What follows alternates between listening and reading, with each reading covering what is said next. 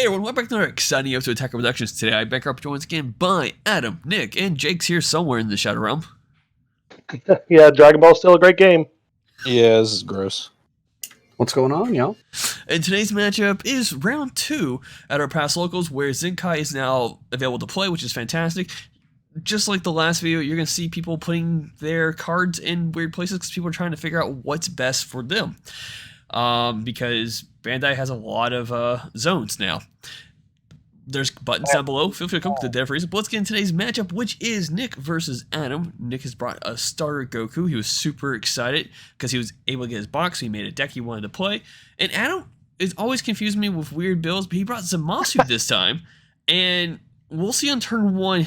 Interesting choice of a Unison. But let's get into it. Yeah, this deck worked really great last week before Zenkai was a thing, and because a lot of people were taking really long turns. And if you don't know, the main win con for this deck is to get your opponent to 8 energy, and then you just activate main on the awaken side, and you win the game. But the tides have turned very quickly with the Zenkai because now people are finishing turn 3 or 4, and it's tough to get to 8 energy by then. Well, a little spoiler, it does not end at turn 3 or 4 in our game. It did not. So I've tested the Yellow Starter Goku leader for a little bit, but this is the first time I really get to actually play it live. There's a lot of moving parts to it. It's really fun to play, but it's really a sequencing monster. Like, you have to really plan your turns out ahead of time, so it can get pretty complicated. But the deck does enough to where it's worth it, because you do have a lot of value on swings. You have a lot of free plays. You have a lot of removal for free. So it's not like a deck where you do a lot of things and nothing happens. Like, say, Life Flip Frieza, for instance. This deck actually has a lot of pushing the game forward. And it was really fun. I got to play a lot of it. Very skill intensive though, but it was a good time. Would you say it's a deck with kind of a low skill floor and a high skill ceiling, where the more and more you play with it, the better and better you get? I would think so. I think it's just going to come down to comfortability. A familiarity with the deck. Because a lot of the cards have just walls of text on them. Like, take this Yamcha, for instance. It's like the top effect is just a top 5 searcher, which is nice, but the bottom effect is so specific, where the way it works is once it gets rested by one of your skills, you can untap the card, untap a Goku that has not swung for the turn, and then if you do that, you get to draw a card. So it's just text like that where it can be very specific, and it's very easy to mess up. Especially in the later turns of the game where you're not really thinking about it too much. So here I just picked up the leader because I couldn't believe that you were able to look at the top 10 cards for things. Absolutely overkill. As a reminder, all the starter leaders were reboot leaders of older leaders. This original leader said search 10 as well, just no one played it anymore. Yeah. It's just weird having a leader that just goes, yeah, just check top 10 cards of your deck. Nick, please tell me there was one time you actually did whiff, though, please. No. Damn it. I mean, the chance of whiffing, though, at that point, you're seeing almost a third of your deck, like almost a fourth of your deck at that point. Yeah, your top 10 search is either for a 1-drop Unison, which in my build I'm running 4 of that Bulma. Or a Earthling with a specified cost of 1, and I'm running 4 Yamchas and 4 Bulmas. So I have 12 cards out of the deck that are targets for the search, so it's really hard to whiff. It's a very consistent piece. And even the Awaken skill, you can Awaken as early as turn 1 if you wanted to. The alternate Awaken is you just have to have a yellow Earthling on board that has the name Bulma, or not even Earthling, just a yellow card on board that has the name Bulma or Yamcha. Then you get to Awaken. So it's very, very overtuned. You get a lot of gas out of this deck for literally nothing. So the Unison that I use, if people are unfamiliar, this is my Yas Queen Unison. It's Android 18 in a pantsuit, which is always a yes. But it basically allows me to look at the top 3 cards for a +2 and rearrange them in any way that I want. And I was not expecting you to go so hard into this Unison. Most people don't. So Yeah. I will say, when I was going over this video, I saw Nick's board. I know that Unison's a 4K. I'm like, it's not surviving. Yeah, there was almost no reason for me not to do it, especially because I have the dual attacker on board. Even the Yamcha can swing at it. I have a lot of easy ways just to say bye-bye to that card. And plus, I don't know what tech you're running, so I didn't want to take the chance of that Unison being impactful in some way. Yep. And one of the nice things about this, the 2 energy that I have, there are those new Zamasus that allow you to get rid of energy exhaust if you have a Zamasu or Goku Black leader, which is really nice because you can tutor them off the top 5 cards of your deck with your leader swing, which is it's nice. It kind of takes the place of the old the Beerus Fickle God. So I'm gonna make some tweaks to this. But unless the format starts to slow down, I don't know that the win con of 8 energy is going to be smart for me in the future. How do you guys feel about the amount of free play that we're getting out of these reboot leaders? It's interesting that they pumped the brakes so hard on free play and then released a lot of new. I don't know what you're talking about. The deck I played had no free play cards. Wait, you play Go Tanks? Yeah. I think a 25k dual attacker for 1 energy might kind of constitute free play. It's 2 energy, and it's an old card, guys. We're talking about a new video right now, not yesterday's video. Yeah, and the fact that you can Zenkai charge from your drop zone, that's healthy, right? That's actually really fire. That's like my favorite aspect of that leader. But I think you're right in your overall assessment that this counterattack is so spicy. Well, just wait. So he's playing yellow. Yeah, I'm playing yellow.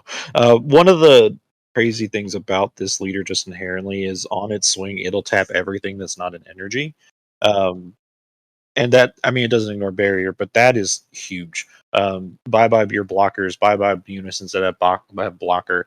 It really shuts down mostly everything. And when yellow wants to pop things in rest mode anyway, that's how it works. So it's just free value for free. It's honestly, it's ridiculous to see how this works. So before I ask an important question to Adam, let's go ahead and just open this up real quick. Nick did not charge on turn 3. He completely forgot.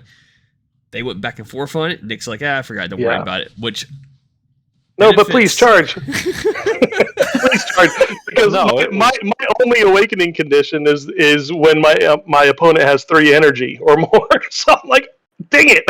No, it was 100% intentional. I knew exactly what I was doing. Yeah. Big brains in the house. You played the real audio for you? No. Okay. So just cut to it in the edit. So the question for Adam is that how much experience did you have against the new leaders, including the starter decks? No, this is, I literally, because Nick is both a gentleman and a scholar, I relied completely on him telling me what his cards did. Oh, man, so, he cheated so much. Right, and had I kind of reassessed and had a little bit of experience, I would not have made this misplay, which I am doing at this very moment. That card that I just kind of found off of the leader effect is a 4 cost that allows me to play 4 tokens that get blocker for the turn, completely missing that his leader with no type of energy or whatever cost is able to rest them all. So that was just a stupid move on my part. Yeah, go and see that in the future, definitely, since you pull it to your hand. In any other situation, it is a great card to play, especially if the blockers get established, because it stops 4 attacks. But like you said, the new Ape does have a way of just saying, I don't really care about that. And it also opens up the idea of, like, if someone were to use, like, a testing opposition, shows reinforcement army, or freezes, whatever, yada, yada, yada, a blocker negate, and if Nick holds off on swinging his leader, he can just turn around and just tap that card on the leader swing. And then from there, any other card is good to go, unless your opponent wants to reestablish another one of those type of cards. Yeah, and there's a really cool effect on the Awaken side of the Zamasu leader where if I pay 1 energy, I can bounce a card to hand, which works great for getting rid of tokens because they just kind of dissolve. But I didn't really get a chance to use that a whole lot in this particular match. So, real quick, what I will mention. Oh my god, this leader is so overtuned. Not only do you have the ability to tap everything, you have the choice of when you swing to either draw a card or pick up a Goku Ape specifically from the deck. So if you need a Goku Ape to continue your plays and push, free SPR by the way, you can just do that for nothing. And in this case, real quick with the combo step, which you didn't see, I final flashed the Indestructible. I knew what that card could do, and it's a free, essentially tragedy overground engine.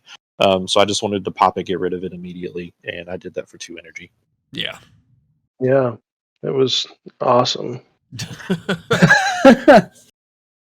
I think this kind of goes to like illuminate a slight problem with this game and all card games, frankly, is just the aspect of power creep. Where even though this Goku Yellow Kid Ku leader does utilize some older cards, it just kind of outclasses older leaders because they just simply don't have as much text on the card. And I feel like Bandai could do a little bit better about going back and printing support for these older leaders, which they do, but it just never seems to be quite strong enough. Yeah. Yeah. It's one of those things where in order to keep the game alive, you want to incorporate newer things, and if you don't, there's not as much of a hype to continue pushing for sales. What kind of tokens are those? Those are tokens of the Sword Maiden from Goblin Slayer, because Goblin Slayer is awesome, and so Is there she a had to come Goblin out and Slayer game I wasn't aware of? No, it's just they're just anime tokens. It's okay. only men of culture understand what's going on with those tokens. So here's what we were talking about earlier. Just losing all of your blockers right off the bat. The magic hand wave. At least I didn't flip the table. It could have gone worse, right? Yeah, and it's true. So I tapped the table. I'm glad you didn't, because my camera, but but the fact that hits, like, it's not like up to or X amount. It's just straight up tap all the yada yada cards, non-energy cards, and for some decks that require like a field to establish, like either for like Trunks Vegeta is okay because those Trunks have barrier, but other decks that like can go blocker heavy and are meant to have that engine just get shut down if you get paired up into this matchup. Now, granted, no one's playing Future Gohan but me, or Tact Vegeta but me, so I guess those people are okay. But but Bulma has gotten some popularity, and that I could imagine that this deck would just destroy that. Yeah, Bulma. The good thing about Bulma is there's a lot of blockers you can play during the combat step, so you can kind of get around this effect depending on how the turns play out. But if your opponent's aware of that, they just hold their leader swing back and start the turn with threatening cards. Yeah, I think this deck definitely is a blow to Bulma. And as you can see here, we're doing a lot of card touching. We were just clarifying Poutine's effect. Yeah. Since it is the once per turn, I did it the last turn when he played all the tokens with the skill. This case he countered with the Zamasu, so Poutine's auto still activated. Yeah, and as long as they have a barrier, it's getting hit. And unfortunately, Blue does have the hardest time getting past barrier cards.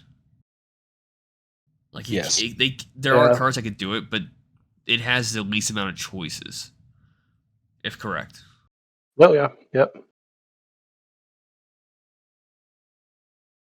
Black Kamehameha. Yeah, so awesome. Here I didn't want the double striker on board, and plus that gives him an untap at the end of every turn of a multicolor, I believe. So that's just another value piece off his board, and he could potentially Patara it away, and I don't want that either. And I think if I did go in and kind of tweak this deck a little bit, I think that I would probably make a decision to go either the Tragedy Overground route or the Zamasu that pulls 2 from hand into energy for the opponent, and then maybe sideboard in if I know that I'm not playing somebody who's doing a lot of battle cards. Because I need to see my pieces easier, and this deck inherently, the Zamasu deck inherently has poor draw power, which is why I added those apes in there. Yeah, correct me if I'm wrong, but I don't think Tragedy hurts you too much. Your Gokus are all 3 costs, aren't they? Except for the apes. The dual attacker that you see in wrestling right now, that is a 4 cost. Ah, okay. But no, the blocker that's standing right now is a 3 cost. So most of my threats kind of would be hurt. But I still have little guys. I mean, and I can combo up. And they're getting the 5k boost from Bulma as well, so initially they're still 15k swings. Yeah, and I also do have the Z deck now, which runs the 3 cost SR Goku. So I potentially always have that in my back pocket just in case. But one thing I have noticed in playing this deck more often is Z energy charging is kind of weird. Yeah. Yeah, as you can see, I've only charged 1 so far. And all of my Z battle cards and my Z leader requires 2. It's always been weird in my playing so far. The deck is to find the right time to combo and charge a card. I feel like totally agree. I feel like I want to use that more defensively than offensively, especially with like super combos. Once I see those are definitely going to get Z charged. But one of the problems with the Z leader, which I've spoken with Jimmy about this just for clarification, the cost to awaken is you have to have a Goku ape in your drop area to send to the warp, along with paying the Z cost. So you have to have a specific card in there. And it's tough since I'm only running 6 apes at this point in the deck build.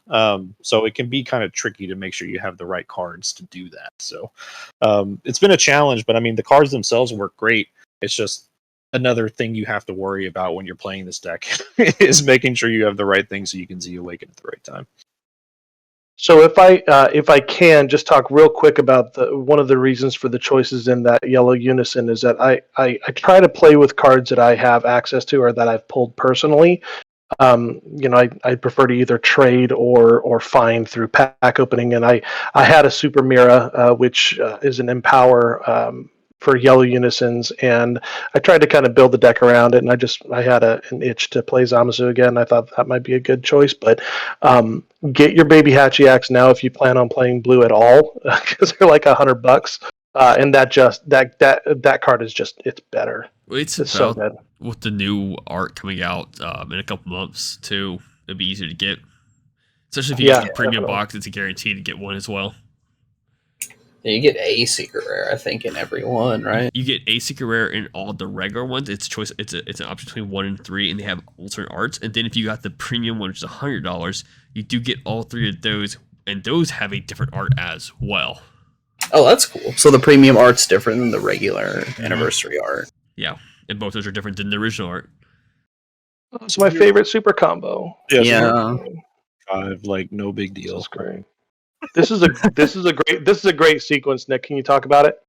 Yeah, so obviously the best yellow secret rare right now is the Piccolo Gohan, just because it's a free 30k piece.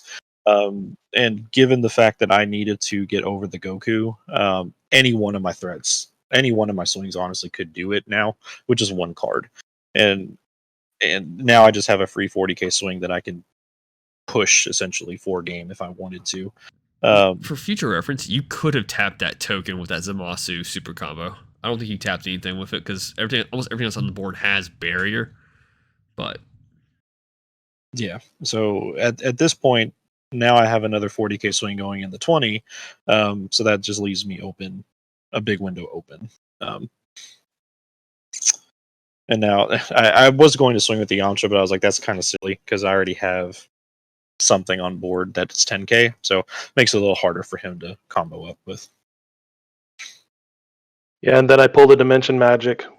All tapped out already too. Yep. Oh no. One life left. And here we go with the Oolong Greed is good. one of the silliest little guys I've ever seen. It's such a great card. I love it so much. Yeah, because you can pick any card on the board, ignoring barrier, and it'll gain that battle power. So since I have my Seeker on board, it's a 40k swing just going for face. So overall, fantastic matchup. It did feel maybe a little more one-sided, maybe because Adam does have a lot of defensive plays, but unfortunately, as we explained in the video, the new starter Goku doesn't really give a shit about blockers. They'll just tap them for you. That means and everything has barrier. Yeah. Once again, take the opportunity. Keep in mind, there's buttons down below, stuff on the screen, comment sections. They're there for a reason, right? Someone lead us out. Remember to read your cards and know your plays. Let us make the mistakes so that you don't have to. And fluff out.